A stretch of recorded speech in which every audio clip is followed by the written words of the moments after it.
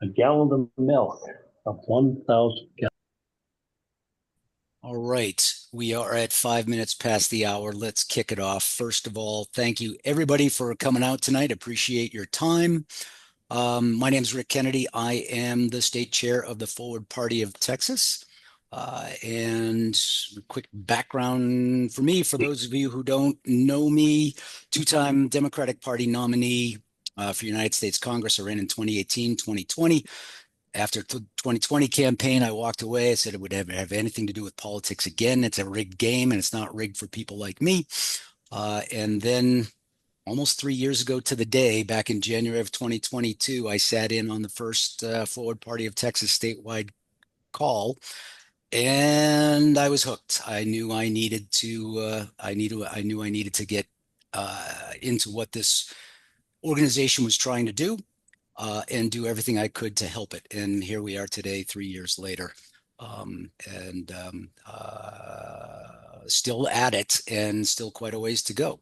So let me give you the agenda for the evening. And we already started the recording, so that is taken care of. So as I said, I joined this effort 3 years ago. And in the spirit of looking back and then moving forward, what have we learned in the last 3 years, and what do we have to do going forward? And we'll spend a few minutes on that, and then we'll get into some committee updates. We've got chairs for our candidate recruitment committee, which happens to be me at the moment, our policy committee, Brent Vize, and our ballot access committee. Dan is going to give us an update on where we are with all those committees' activities and where we need to go. And of course, most importantly, how you can help, and an open question and answer period afterwards. It's open Q&A afterwards, but I want to encourage folks, if you have a question that is germane to the topic at hand, whatever we're talking about, don't be afraid to raise the hand if you can on your Zoom call here, or simply give us a shout out, and we'll try to address the question real time. All right. So 3 years, what have we learned? Well, our strategic goal hasn't changed in the last 3 years. That's the same. Um, hold on a second. Sorry. Thank you. We want to have enough forwardists in the Texas legislature to deny both major parties the majority, so that we have enough power to influence policy. We're not crazy enough to think that we're going to have an actual majority, but if we can deny both the Republicans and the Democrats the majority, they have to come through us to get policy through, and we can be the moderating influence there. Now, for the most part, over the last couple of years, we've been taking a mobilization approach versus a organization approach. And what I mean by mobilization is we've been trying to activate people who are already aligned with our focus and our values to try to take some immediate action on something. We had a big kickoff meeting in Houston back at the end of 2022. We tried to mobilize people to influence the legislative cycle in 2023. We tried to rally people around a statewide candidate towards the end of 2023 by announcing a statewide candidate at TribFest in Austin. And for the most part, there's nothing wrong with a mobilization approach to these things, but it simply has not worked for us. None of these efforts have really helped us progress towards that strategic goal of, again, gaining enough seats in the state legislature to deny both parties the majority, and to be able to exert power and influence policy. So when something's not working, you've got to change, right? And we have to pivot from a mobilizing strategy to an organizing strategy. And by organizing, I mean building power by bringing people together, developing relationships, and creating a long-term structure and a movement to get us to where we want to go. And the focus is on long-term goals, again, such as changing policy at the state level. And to do that, we've got to build a community. We've neglected this for the last couple of years. We've got to pivot back and focus on this. And I've got example in parentheses here because I wanted to make sure that I brought up probably the most germane example of this that we've got in our time. And I want you to bear with me because you may think Donald Trump is the devil incarnate. You may think he's the best thing since sliced bread. Your opinion of him may be somewhere in between, but he is the current primary example of building a community that then exerts political power. So when he announced back in 2015, he had no political power whatsoever. He was just a celebrity who wants to run for president. But over the that campaign and over the years in between, he built a community of people who support him, who will go out and vote for him, and have coalesced to exert political power in probably the most extreme way possible by electing him twice to the White House. Now, you might not agree with his policies, you might not agree with his rhetoric, you might not agree with the reasons these people feel community together, but you cannot deny that they have built this community that exerts political power. And I don't agree with Mr. Trump. I didn't vote for him, but you've got to take the example. If you listen to anybody, any of the interviews from people who attend a Trump rally, for instance, they will universally say that they feel accepted there, they feel at home there, they feel heard there. And we have to build a similar community for those of us who feel politically homeless at the moment, whether you think you used to be a Republican and the party's moved out from underneath you to the right, you used to be a Democrat, you feel like the party's moved out from underneath you to the left, or you've always been an independent and you feel like neither party presents a choice that you agree with and you don't feel represented anymore. We have to build a similar community where all those folks who have those similar feelings feel at home. And to do that, we need to start to flood the zone with opportunities for all of us to meet, both electronically. This is great. We're trying to this is a great medium. We're trying to get people from across the state together in some way, shape, or form. An electronic medium is good for that. But more importantly, we've got to start providing these opportunities in person at the local level. The unions back in the late 18th or late 19th, early 20th century are a good example of the kind of organizing that we need to do. The Democratic Party was for decades associated with the unions and tightly coupled with the unions. But the Democratic Party didn't start the unions, right? The unions started in people's living rooms. They started in beer halls and bars. And they started when people who felt like they did not have a voice got together and organized and then influenced the Democratic Party. We have to do the same thing. We have to provide that community, that feeling of acceptance, and a common goal that we all have, and then exert, once we've built that community, mobilize that community to exert power. And as I said, we need to flood the zone with opportunities for people to gather electronically and in person. And we also need to focus our resources on empowering more than just the people on this call, more than just our county chairs, to host these meetings and to organize. We need to organize the organizers. We have to empower them. We have to enable them. We have to train them. And we have to be able to branch this thing, spread this thing out in a spider web of smaller communities that will coalesce into something much larger. And when we do choose to exert that power, this is where the committees come in. So I'm going to pause there just for a second and leave it open. Are there any questions to where we are so far, what we're trying to do? Okay, I'll move on then. So what are the committees for? We build this community. The committee's job is to define tactical objectives and work streams that will advance us towards our strategic goal and to mobilize that community to actually achieve those objectives and work and do those and work on those work streams. So at the moment, we have 4 active committees. The Candidate Recruitment and Support Committee, that's the committee that I am temporarily chairing at this point. The Policy Committee that Brent is chairing and we'll speak about in a few minutes. the Ballot Access Committee that Dan Allen is chairing, and he will speak about in a few minutes. And we've got a communications committee going that, as of today, is vacant of a chair and now needs and needs a chair. So there'll be another email going out about that one.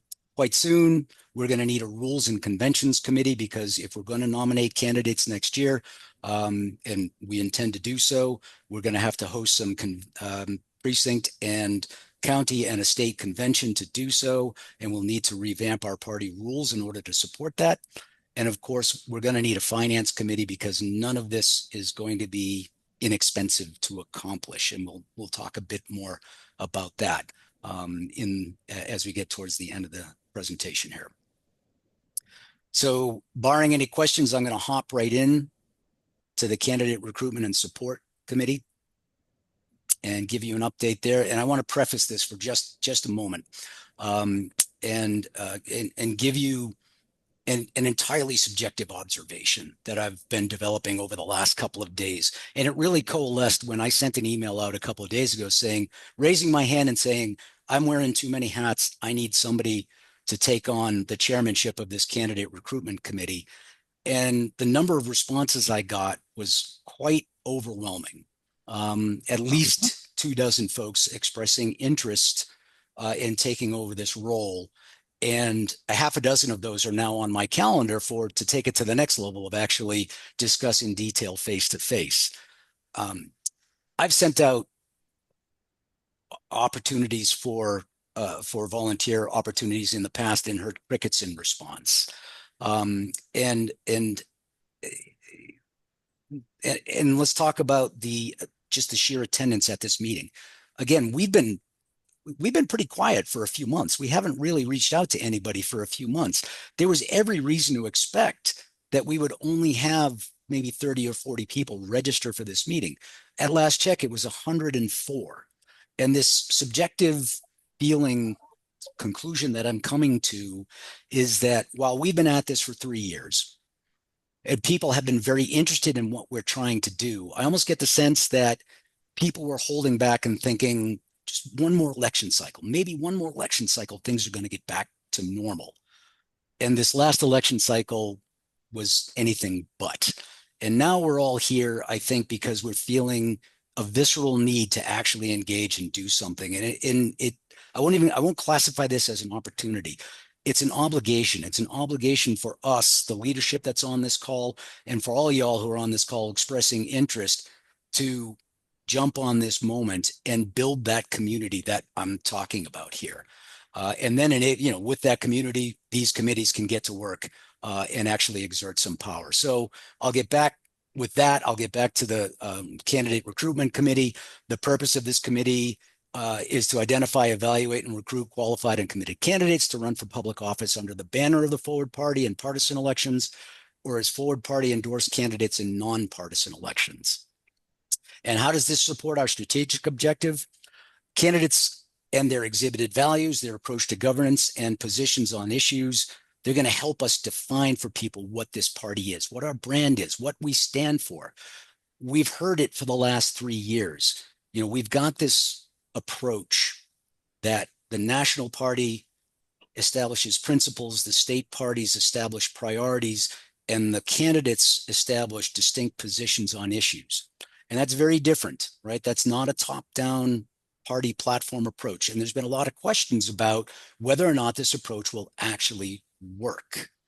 And it turns out that that's a three-legged stool. And if one of those, it has worked in places like Pennsylvania and Utah, where ballot access is a lot easier. We've got the candidates carrying the banner and people understand what the party is. But in a place like Texas, it's a little tougher. And when one of those legs of that stool is missing, the stool falls over. So we've got to be able to field candidates, to endorse candidates who represent us as a party, so that we can further flesh out in people's minds what we're actually trying to do, what we actually stand for here. There'll be fringe benefits off of that. Forward and forward aligned candidates will build their own local support communities that will feed into this overall community that I'm talking about. And those races provide catalysts for volunteer engagement.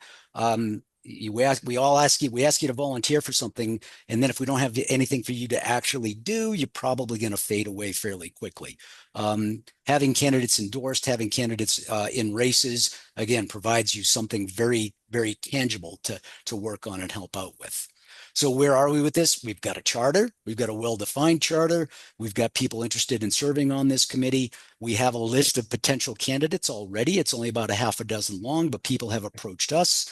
And there's a couple on this call, actually.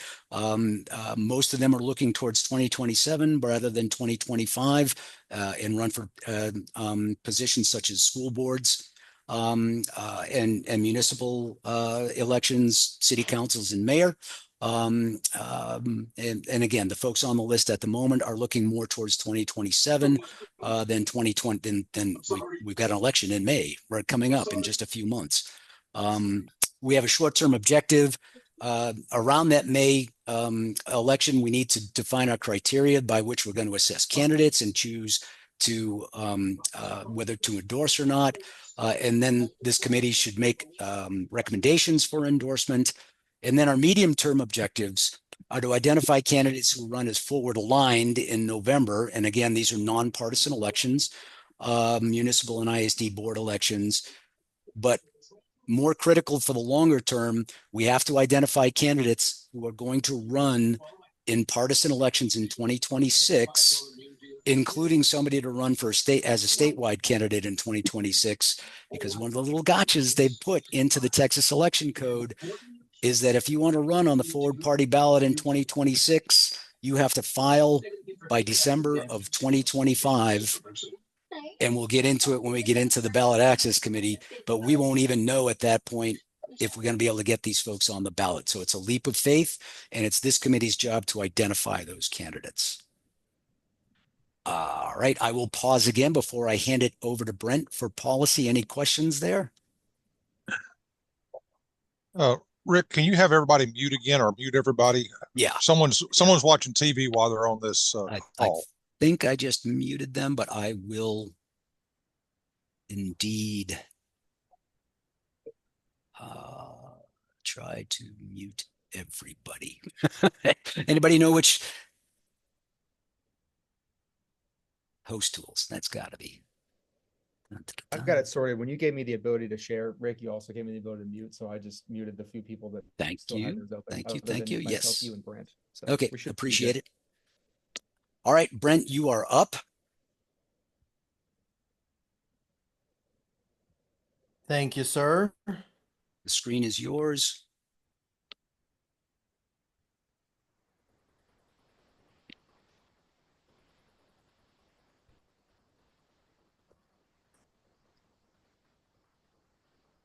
Here it comes. Oh, Diane, you've got your hand up. Is that a question? And you're on mute.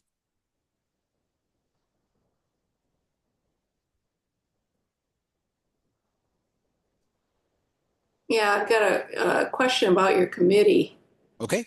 candidate committee. Yeah, here in Denton County, we were contacted by Kelvin something, his last name. Nick has talked with him, and and he wants to run for representative of 106, Yep. District 106. Is that it? Yep. Can you kind of like quickly take us through what the party will do when someone approaches us for support?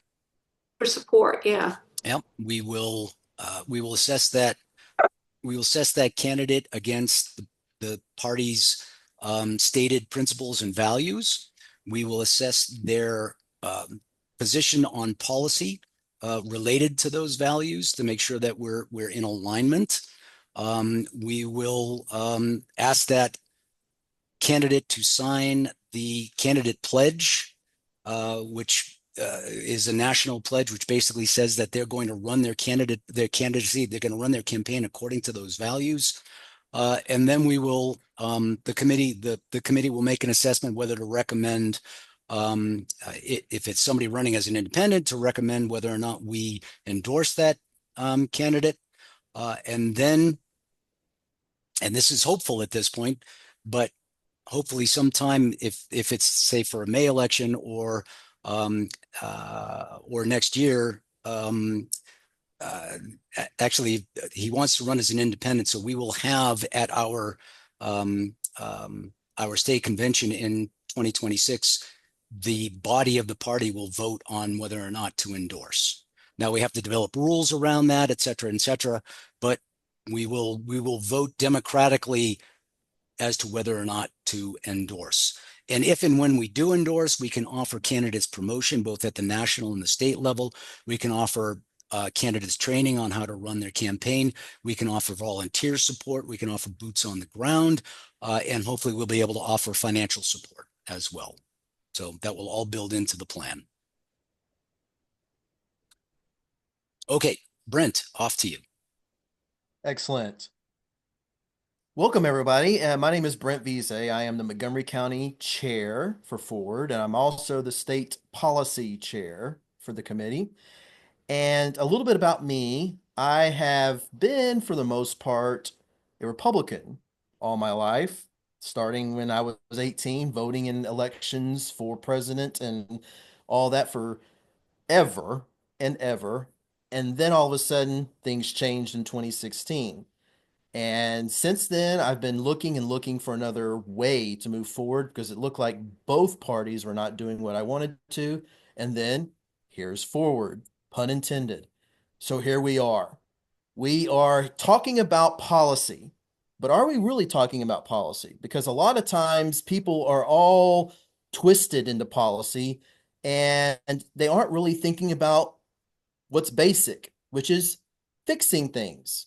We have problems, and the problems need solutions. And a lot of times that gets lost in these policy discussions. And that's one of the things that I'm so fascinated by with Forward is the fact that that's not what we're looking for. We're actually looking at solutions. We want to fix things for the people of Texas, everyday problems. And we want to do it by finding whatever solutions that are out there that are common sense, no matter where they come from, and benefit the most people possible for us to be able to implement. That's what we're about.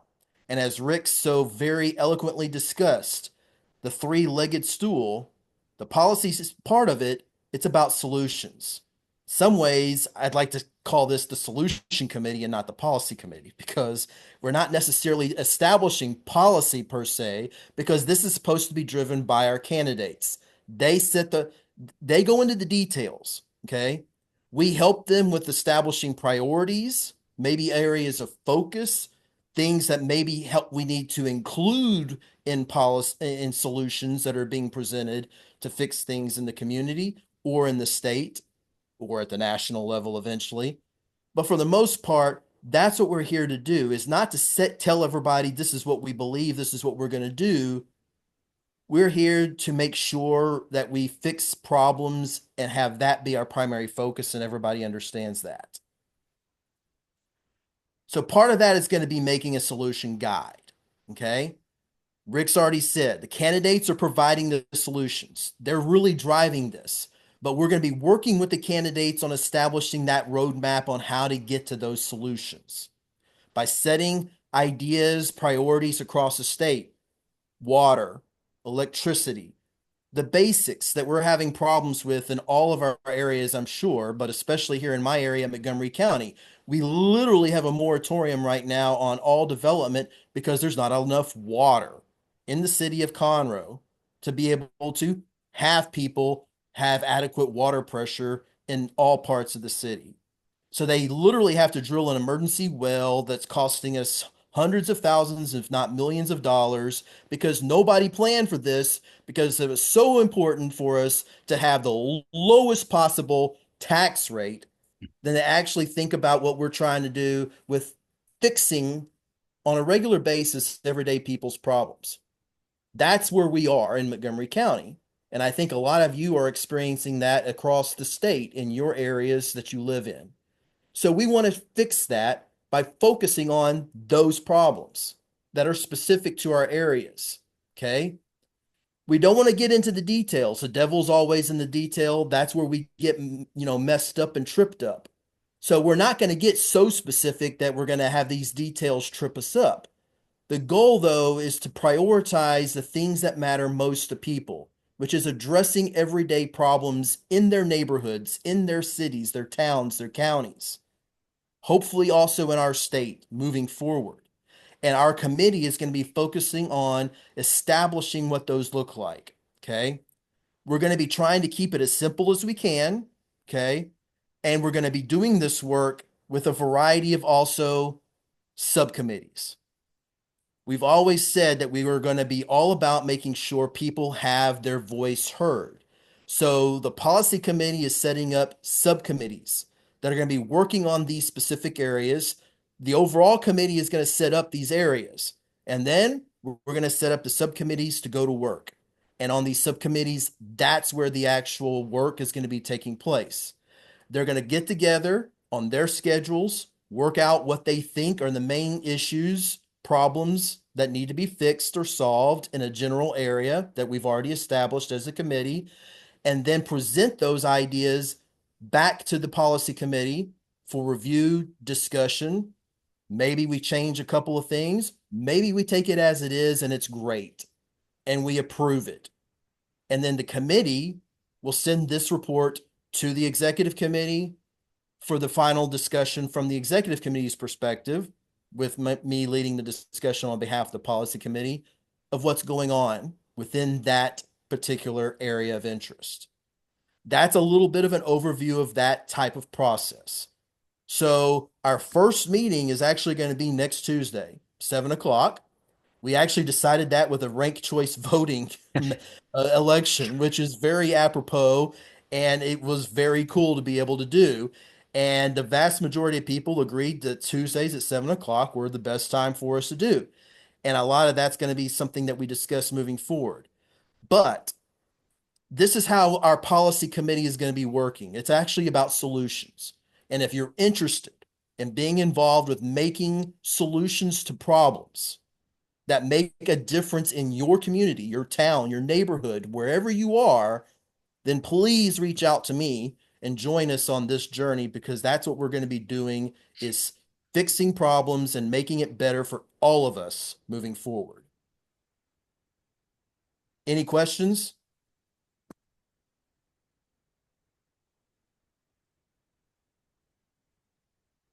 I don't see any hands. And I'm going to stop sharing. Okay, I don't see any hands. I don't hear any voices. Nothing in the chat. Not that I can see. All right, let's carry on there and turn it over to Dan Allen for the Ballot Access Committee. And this is where we're going to spend probably the lion's share of our time. So Dan, take it away. Oh, there we go. Share. Okay, is it working? Yep. Well, it is for me. I shouldn't speak for everybody. Okay. Anybody let me know if they can't see it. No. All right. Great job, Brent. I'm really excited about the policy committee. I'm also on the policy committee because I can't help myself but be involved in Forward Party in every way possible. So I'm definitely going to be at those meetings too. All right. My name's Dan Allen, and I'm a little newer than Brent and Rick. I've probably been on Forward Party 6 to 8 months now, I think. So it's the better part of a year. And I am the Collin County chair. So we're a small group up here, but we're building. And I had particular interest in ballot access and what it takes to do that. And Rick said, hey, you seem to be the most interested in this. Why don't you take it on? And so it's become an obsession, and I'm super excited to get to share that obsession with the rest of you, and hopefully you will get involved. So here's the path to ballot access. I'm going to time here because I'm trying to keep this from going too long. All right, what is ballot access? In the simplest terms possible, ballot access is the right to appear on the ballot. That applies for candidates, that applies for parties, that applies to ballot measures, which aren't as big of a thing in Texas, but it does apply to that as well. So in the simplest way you can think about it, if before we have ballot access, voters will see a Republican candidate, a Democratic candidate, and our candidates will either have to be written in or they'll have to be on their own. After we obtain ballot access, our candidates will appear with Forward Party. We will show up. It will be an option, and that makes a huge difference for winning elections. We basically can't win elections without it. In terms of the broader term ballot access, that also means the set of rules that determine who and what has the right to appear on the ballot. So depending on different states, it means different things, but it's candidates, parties, ballot measures. And so we want to be on the ballot so we can win more elections. It's that simple. Why is it important? It's important because winning elections is nearly impossible without it. And it does a number of different things for us. It strengthens our candidates. It gives us name recognition because some folks are not going to be aware of Forward Party until the next election where they go, and they will see Forward Party on the ballot, and that's what will make them aware of us. So it's a huge marketing tool as well to have us on the ballot so that when people go to the elections, they see, oh, who's this Forward Party? And then maybe go look it up. It's my prediction that if we were to achieve ballot access in Texas, it would not only cause a huge amount of media coverage from local newspapers here and things like the Texas Tribune, but I think it would get national attention if we were to achieve ballot access here. And I think that would be huge. I think that would be just massive for us to prove that it is not politically locked here, that there are mechanisms for people to have their voice heard and challenge the existing systems. So I'm super excited at the potential there. I also think that it's going to give us a greater connection to the national apparatus for the party. I think that if we achieve ballot access, it says, hey, we're serious down here. We're getting serious work done. This map shows in the darker purple the states that have major party status or ballot access. It's a little different in each state, so the metrics are different. Virginia also has partial ballot access, and so if we get it, we would join those states in being, some of the leaders for the national party. So how do we get there? All right, the rules are as follows. If your party does not currently have ballot access, you have to petition. You have to gather a number of signatures and get them to the Secretary of State in Austin. The number of signatures is equal to 1% of the previous governor's race. So all of the votes that people voted for governor the last go round, we need 1% of those. And they have to be from unaffiliated voters. And so these are people who aren't in a party petitioning the state government to say, we want Forward Party to be a party that's on the ballot. Okay. So what number is that? If you look on Ballotpedia, if you've never been on Ballotpedia, it's one of my favorite sites. It's like, if you want to look up anything about elections or races, it's one of the best places to go. And on Ballotpedia, it has the 2022 governor's election and the total number of votes cast for all candidates, that's Greg Abbott, Beto O'Rourke, and everybody on down to write-in candidates, was 8.1 million votes. Take a close look. Look at the difference between the numbers that you get, even from the minor parties that have ballot access, the Mark Tippett's from the Libertarian and the Green Party candidate. Look how much that number drops for the candidates that don't have ballot access. That's the difference we're talking about. So just one note there. The total votes in the governor's race was 8.1 million, which means that we need 81,030 verified signatures. Depending on the way you're thinking about it and the way you're coming at it, that's either an extremely difficult number or it's an easy number. If you're somebody from a political party and you've got millions of dollars, that's actually a very low number, depending on who's thinking about it. I think it's rather difficult, and I think it's ambitious for us to go for this, but I do think it's possible. But in addition to the difficulty of the number of signatures we need, there's a couple other things that we should be aware of. So I put, that sounds difficult, but doable. Surely there must be something else the Republicans and Democrats have done to make this harder, and by golly, they have. So there was a lawsuit recently from the smaller parties to say, what if we could gather these signatures electronically? The court said, nope, got to be ink on paper in person, which means that volunteers will have to have 83,000 different transactions in the state of Texas with folks who are signing saying, I want Forward Party. They also have to follow some strict protocols. There's a notary step involved with volunteers. They've got to read a certain way. There's certain things that have to happen with the signature. We can go over all of those as we train volunteers. We know what those are. Those are in the way, they're obstacles, but they're not insurmountable. Probably the most difficult part of it is that they only give you a short window to actually collect the signatures. There is a 75-day period that basically starts at the beginning of the primary. Now, just to remind you, this is for the 26 election cycle. And so this is ballot access in the calendar year of 26 to try to get on the ballot for November of 26. The window is a 75-day window, starts after the primary has concluded. And so that includes about 10 weekends. And the way I'm thinking about it, we're going to want to gather signatures, but probably most of them will happen on weekends, but there's going to be a cohesive effort to gather these.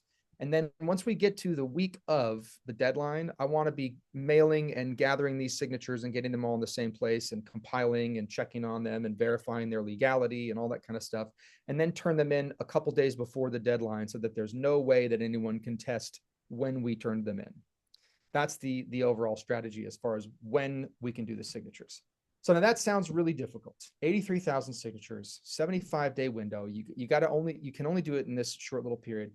How are we going to get that done?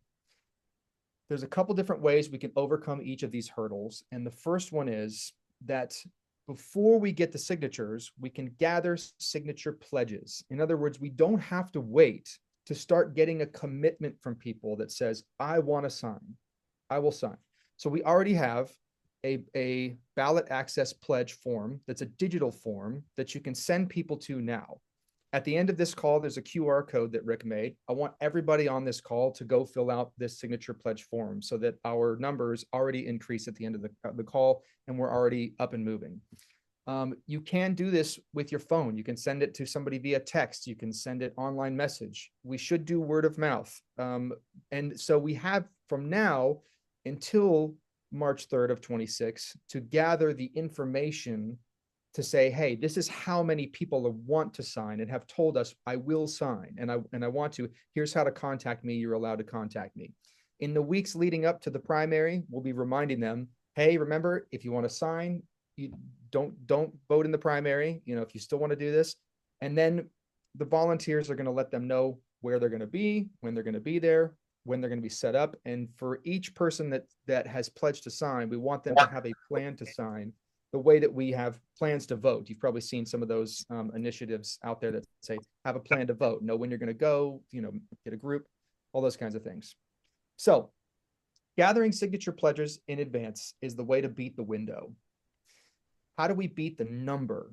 The number, I've kicked around a lot of different versions of this equation, but if you assume, if you set a target of 100,000, and the reason is because some of them may not be verified and we actually might get a legal challenge to this. So to set the ambitious goal of 100,000 signatures, how many volunteers would you need to have? And how many folks would you need to coordinate those volunteers in busy places like Dallas and, you know, San Antonio and places where there's going to be volunteers to coordinate folks in order to get to 100,000? You would need 25 volunteer coordinators to get 10 volunteers on average.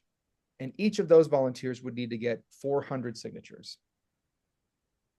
Sounds pretty ambitious, but one thing to keep in mind, there are 399 days from now until the primary hits. So on average, if a volunteer gathered one signature a day, they would get there. It doesn't sound as hard when you think of it that way. Me personally, I think that 400 signatures, I think would be easy for me to get because I plan to set up a table and go into my downtown area and go to McKinney and spend at least a couple Saturdays getting all the passersby and everybody and gathering signatures that way. So I think with those methods, I think 400 signatures is doable for one volunteer between now and March 3rd of next year. So we need folks, we need people. If everybody on this call decided to be a volunteer or a volunteer coordinator, we would be much closer. So, and then I put the ballot access committee at 10 because I feel like 10 people is probably a good number. There's a few different roles I have for people, and I'll talk about those in a minute, but that's how we can get there. It's ambitious, but I think it is actually a realizable goal if we have enough folks jump on and get started. So and then the geography, that's the other way we're going to hit the number, is that we want to have folks in different areas. So just because you're not in a Dallas or an Austin where there's tons and tons of people, it actually doesn't count you out. It actually makes you more important if you're in one of those places that's not in a populous area, because it means you have access to voters that are going to be very hard to get to from somebody who's in a place like Collin County, where I'm in Dallas. So if you are not in a highly populated area, I encourage you even more to become a volunteer, because you have access to voters that we wouldn't otherwise have access to. So the way I see it happening is that once we hit the signature window in the busier areas, like in Dallas, where we probably have multiple volunteers, we're going to want to coordinate, who's covering what territory and where are people going to be, and where are the town centers. And for instance, in Collin County, there's like 20 different cities. I want somebody in downtown McKinney. I want somebody in downtown Plano. I want somebody in Allen. I want these different areas covered. So every signature counts, every volunteer counts, every local area counts, and that's how we're going to get to the number. Any questions so far? Seem ambitious enough? It's pretty ambitious. It seems ambitious. So one other, and here's the full timeline. This is what I also want to say. So we need to recruit. We need to fill out the committee. There's some materials that we need to develop. We need to get the training materials put together so that it's easy and that volunteers can get it right. And then we need to recruit our butts off. We need to fill out those coordinator positions, and we need to fill out those volunteer positions. Once recruitment is up and running, and we've got more of the positions filled out, we need to train people. We need to have the volunteer coordinators train their volunteers on what makes for a good signature pledge pitch, and how to approach people, and how to actually go about gathering the signatures. And we're going to find that some methods work better than others, and we're going to communicate with each other, and we're going to sharpen our skills, and we're going to change our methods and make adjustments as we go. We're going to gather pledges the whole way there, but as we recruit and we train, it will enable more people to gain pledges, and then we'll hit the signature window. I imagine that we'll have volunteers stationed at downtown centers at preset times. Like I'll have a table and a booth in McKinney. I would imagine that some folks are going to want, they're going to say, hey, I can't make it to your spot, but if you just come to my house, I'll sign it. You know what I mean? So there's some safety things we should think about with that, but there's, door to door is a way to get things done. We can attend events and say, hey, if I come to your event, can I gather these signatures? That's something else we can do if we hit the window and there's events we want to go to, and any other gathering method we can think of. This is also what I need the committee's help with is trying to leave no stone unturned, try to get every signature we can possibly get, and use every method to get them we can think of that fits within the rules. So that's the grand vision. And then there's only one other question that a lot of people ask when we're talking about a signature drive like this, because people do signature drives, and this is the thing that people are aware of, is aren't there people and firms that you can pay to have folks do this signature gathering work for you? And the answer is yes, you can, but it's costly. So if you're looking at average cost per required signature, this is also on Ballotpedia. Estimated, the cheapest on here is $6 a signature. Expensive is 20 to 30. If you do the math, it would take about $500,000 to $2 million just to pay folks to go gather these signatures, and that's folks that are trained to do this. It's an interesting component in the puzzle, but here's how I see it fitting. If we can get a good chunk of the way there in signature pledges and prove that to a couple key donors, then those donors could say, hey, this is how many dollars it would take to get them over the line. And that grassroots organizing of us getting volunteer coordinators and getting volunteers is a proof for what the party's going to be able to do and what the investment will mean for a donor. I could totally imagine us getting to a third of the way there or halfway there, and somebody making a real good Shark Tank pitch to Mark Cuban, who is pretty well aligned with our principles and vision already, and him going, oh, you've got a new party? It represents the middle majority? it's a way out of this political mess we're in. I'm Mark Cuban. I'm down. Let's do it. How much money do you need? So that's the idea, is that that's where that piece could fit in. If we feel like we've got momentum and we want to start approaching donors, that's where I think I see it closing the gap. So that's the vision on how we get ballot access. How do you get involved? We need volunteers. I basically consider everybody on this call a volunteer. It's just a matter of how many signatures you want to try to get. I think everybody on this call should sign. I think if everybody asked, their spouse or everybody that lives with them and one friend that they like to have political conversations with, we'd have 100 signature pledges, in a day or two. So I think everybody on here should be, trying to get signatures, get as many easy signatures as you can, friends, family, coworkers. We will need funds for this. We'll need clipboards, we'll need pens, we'll need to print out the forms. There's a minimum cost of this that's going to be, involved. So we do need funds.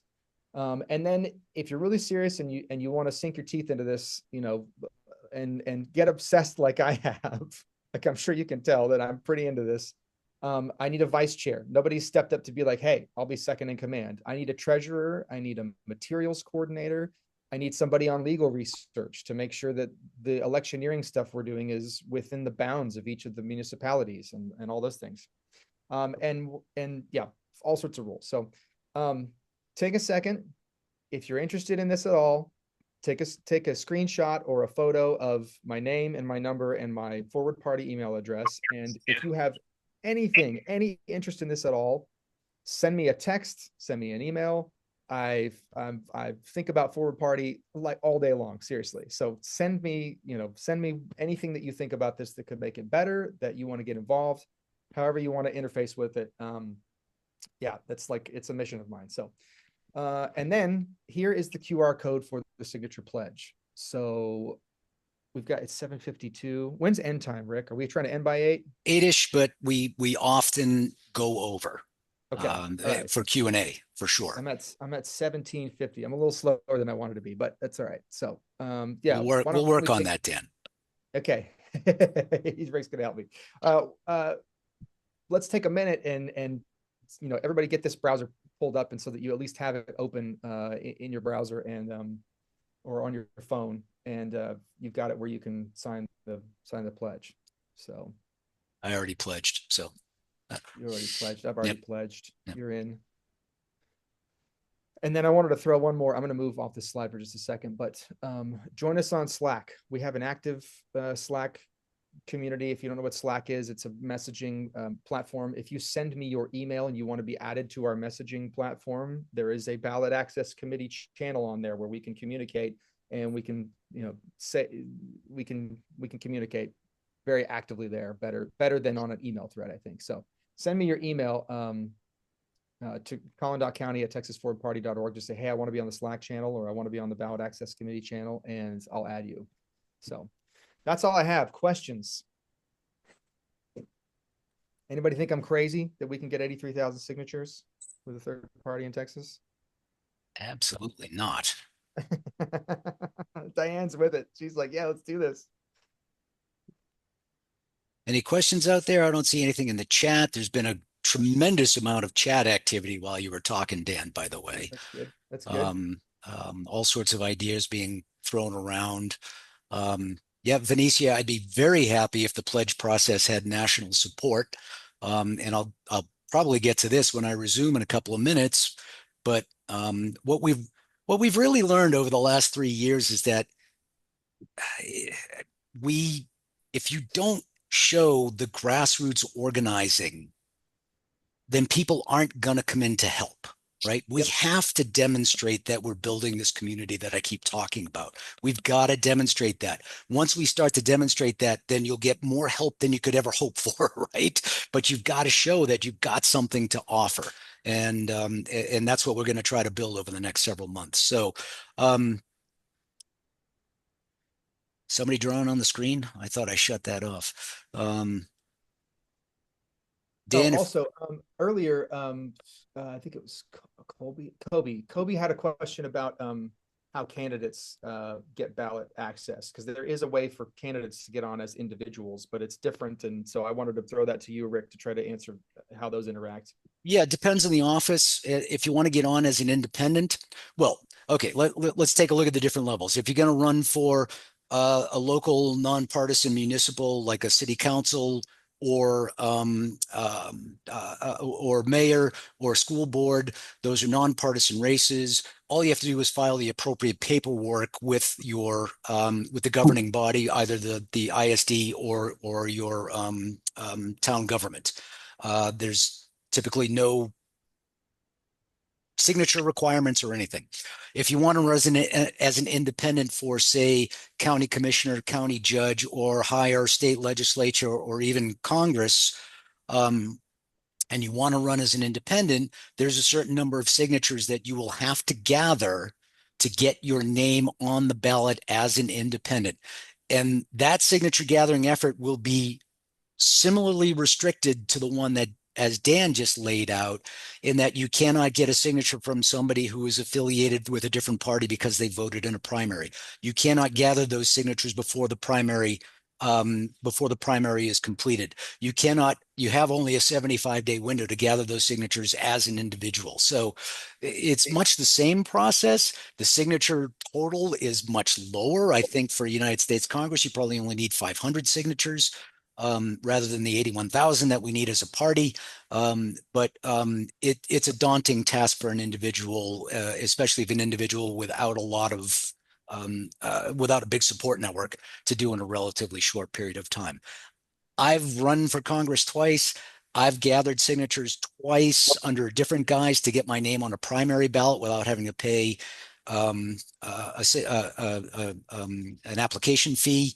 I had to gather 500 signatures both times. It took me many, many weeks to gather 500 signatures, even with volunteer support. So a network of volunteers like Dan has laid out, a hierarchy of volunteers that are highly coordinated and highly trained, is absolutely critical to get this done. And then when we demonstrate that we are at that 50%, 60%, 70% level, whatever it is, then we can go out and ask for help to get us pushed over the top. Venetia, your hand was up, but I think it dropped. Yeah. Oh, can you all hear me? Yes. Yes. So it's my understanding that we will need a statewide candidate, right, to go along with ballot access. For candidates that are running for, like, say, legislature and some of the other partisan positions, would there be a minimum signature that they would need from a chair, like from a county perspective, to be valid? Or is it all driven by statewide access? If you're going to run for a county level position, the number of signatures necessary is lower than, say, state legislature or statewide candidate. And they'll have to be all gathered from within the county, within the jurisdiction that you're running for. So, if you're running in Houston and nobody's from El Paso can sign a petition for you, but the numbers are lower, and there's different rules. They're similar, but they're, again, the signature count is lower, and the window is the same, but all the signatures have to be gathered from within the jurisdiction that you're running for. Okay, thank you. Now, the statewide candidate, the reason you want a statewide candidate, the reason you want a statewide candidate is that we got to go through this ballot access thing to get 81,000 valid signatures in 75 days. Dan just said how hard it is, blah, blah, blah, but we're going to make it happen. If you have a statewide candidate on that ballot and that statewide candidate gets 2% of the vote, which, believe me, guaranteed you're going to get 2% of the vote just for having your name on the ballot, then you have ballot access. The party has ballot access for the next 10 years. Okay. If we don't have that statewide candidate, then we have to get 81,000 signatures again 2 years later. Okay. So having that statewide candidate on the ballot, having that person get more than 2% of the vote is absolutely critical to sustain ballot access for the next 10 years. And with that, you can really build on that. So to get to our objective of enough seats in the legislature in 2030, we really need to be on the ballot here in 2026. So no pressure, Dan. I'm sure we can do it. Cameron, you've got your hand up. Yeah, so two things. One, the second part of this will be a question. The first part of this will be more of a statement. Okay. Probably the worst thing that happened to any third party or any independent in the state of Texas was Dustin Burrows being elected Speaker of the House.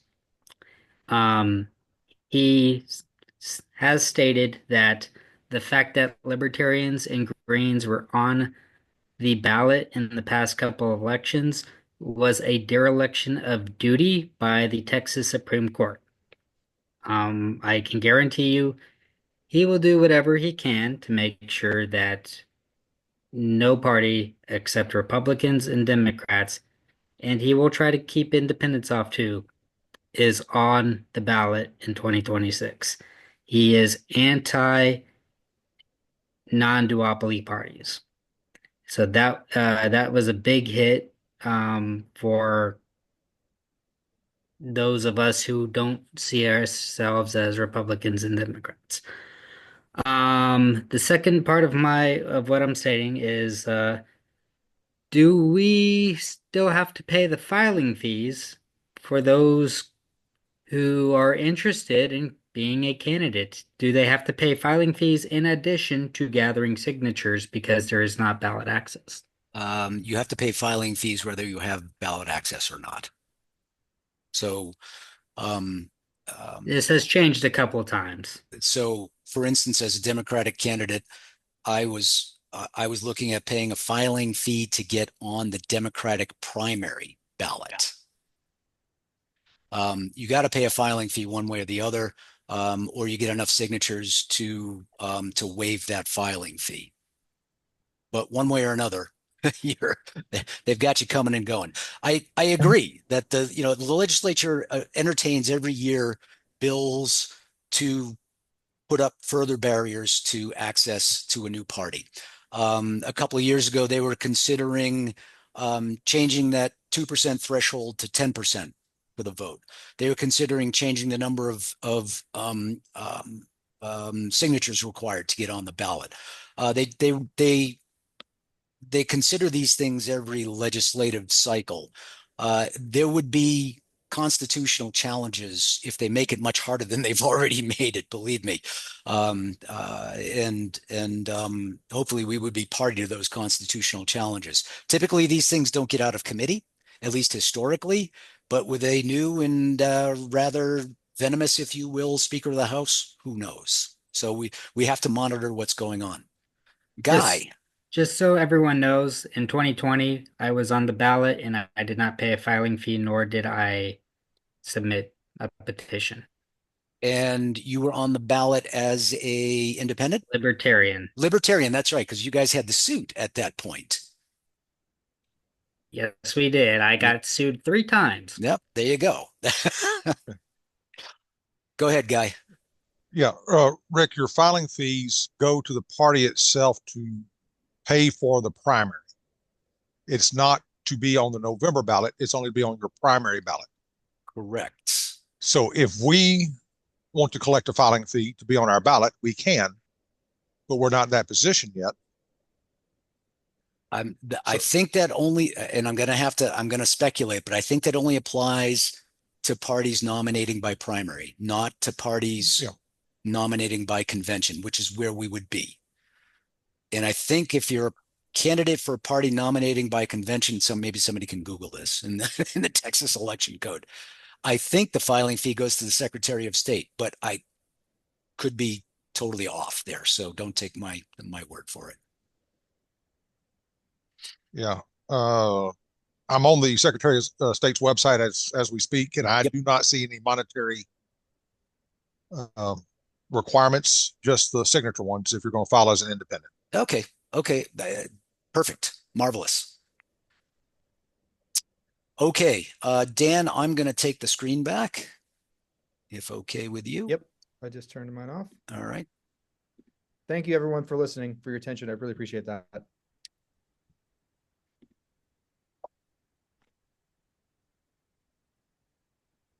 And I was going to mention, Rick, that the Slack channels that Dan mentioned that's available for the ballot initiative is also available for the policy committee. We have two different ones. One's on education, specific to education, and then one for policy. So if you're interested in seeing those, just email me in the to the email address I put in the chat, and I'd be happy to get you connected. All right, perfect. Okay, after all this, I know all y'all are jonesing, like, how do I help out here? How do I get involved? I'd like to point out that, uh, we now have 13 county chairs spanning 12 counties here in the state. And one county, Denton County, has co-chairs. All the other counties have a single chair. Brent has a newly minted vice chair in Montgomery County. And of course, many of the county chairs are wearing multiple hats. We all need backup. We all need a wingman in some way, shape, or form. We all need a vice chair. We need a co-chair. We need people to work with us to provide continuity. If you remember back when I was speaking earlier, we now have a vacancy in our communications committee chair position because life takes people away.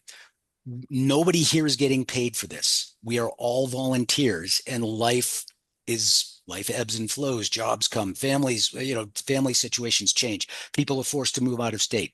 We all need somebody by our side to provide that continuity. So if you're interested in pairing up, if you're interested in any of what we're trying to do here in any capacity at all, sign up to volunteer. We will reach out to you. If you don't want to go on the website and sign up, and you're in one of those 12 counties, and I'll show you where they are in a minute, you can reach out directly to your county chair. Every county chair has an email address that is the name of the county.county@texasforwardparty.org. So one of the hats I wear is your Hayes County chair. I've got an email address for hayes.county@texasforwardparty.org. Again, reach out directly to your county chair if you want to. Serve on a committee, hit txfwd.org, community_opportunities, and volunteer for one of the specific committees that we've got going on.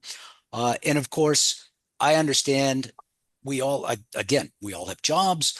We all have challenges in our life for our time. Maybe we don't have time to contribute, but if you can't contribute your time, perhaps you can contribute your financials, your money. Let's talk about money. We're trying to build a community. We're trying to build a family here. Money's not always the easiest topic to discuss, but we got to discuss it because none of this is going to come all that or for free. Big money rules Texas politics. Big money rules all politics these days, right? But big money especially rules Texas politics. There are basically no caps on what people can donate.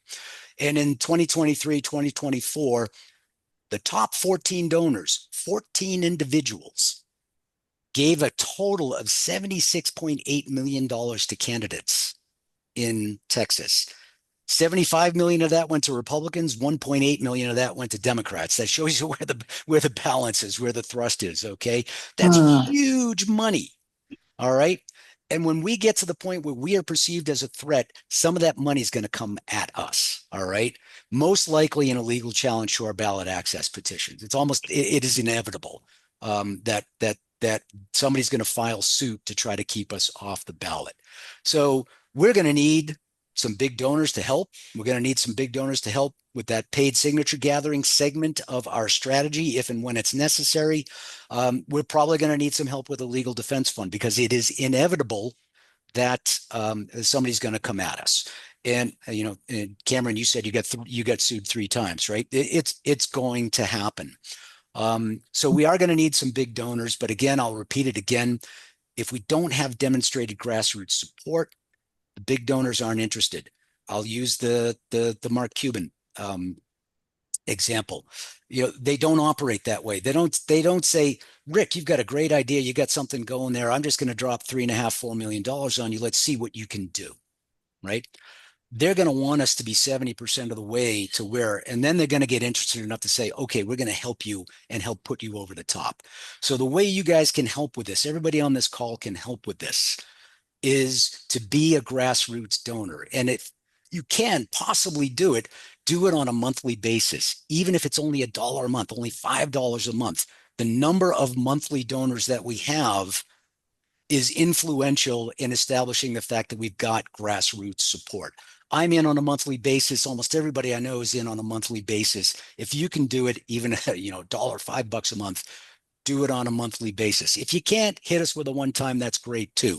But we're going to have to demonstrate our ability to not just have a grassroots organization, but also the ability to raise some base foundational finances as well. So there's another QR code on the screen. It takes you right to the donate page. If you want to do it now, by all means, scan that and hop on in. If you need time to figure it out, by all means, do that as well. But even again, the smallest value, the smallest donations on a monthly basis do accrue over time and are incredibly important in demonstrating our support from the grassroots. So I'll leave that there for a second because we're going to go into Q&A, and we are just 10, 11 minutes past the top of the hour here. So I will open it up. Anybody have questions? Comments? Anything in the chat?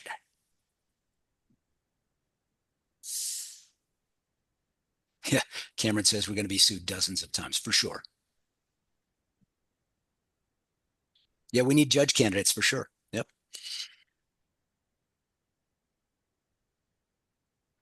All right, I'll leave it open. Not hearing any questions, not seeing any hands. I'm going Rick? to, yes. I'd just like to ask everybody, if you haven't already, go into chat and just type in your county so we know what county you're from. That would be very helpful, and the chat gets captured. So we would have it after the fact here. I'll even. Perfect. Thank you, everybody.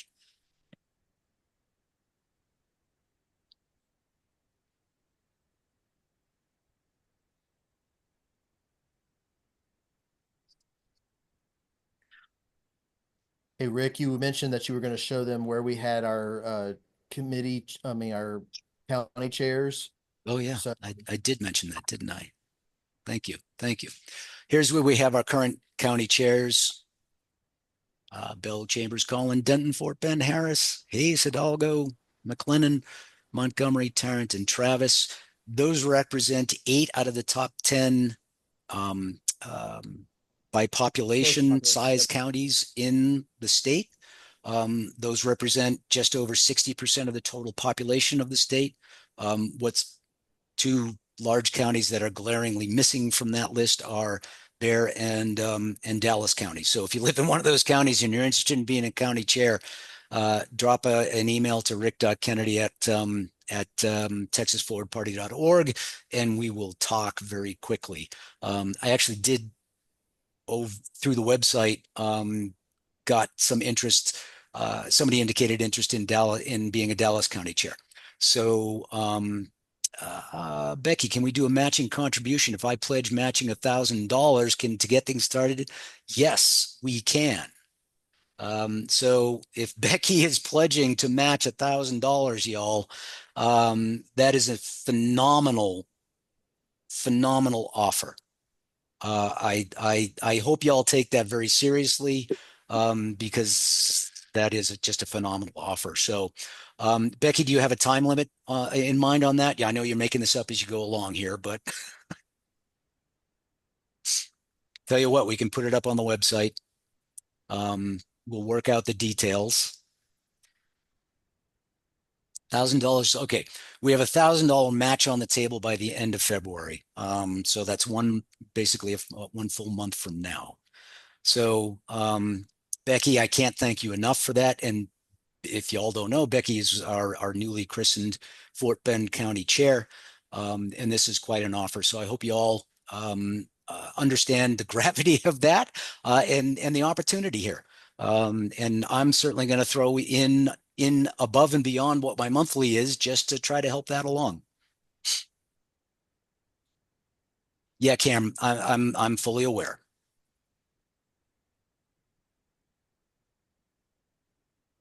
Thank you, Kobe. Appreciate it.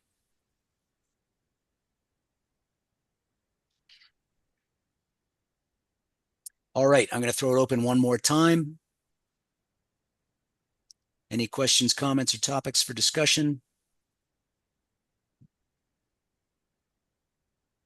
All right, gang. Thank you so much. I appreciate your time. I appreciate your interest. And I very much hope that that you'll feel motivated to be engaged and help us get done what desperately needs to get done in this state. Thanks all so much. I think we can close the call now. Y'all have a great evening. Thanks, everybody. All right. Thank you. Thank you all.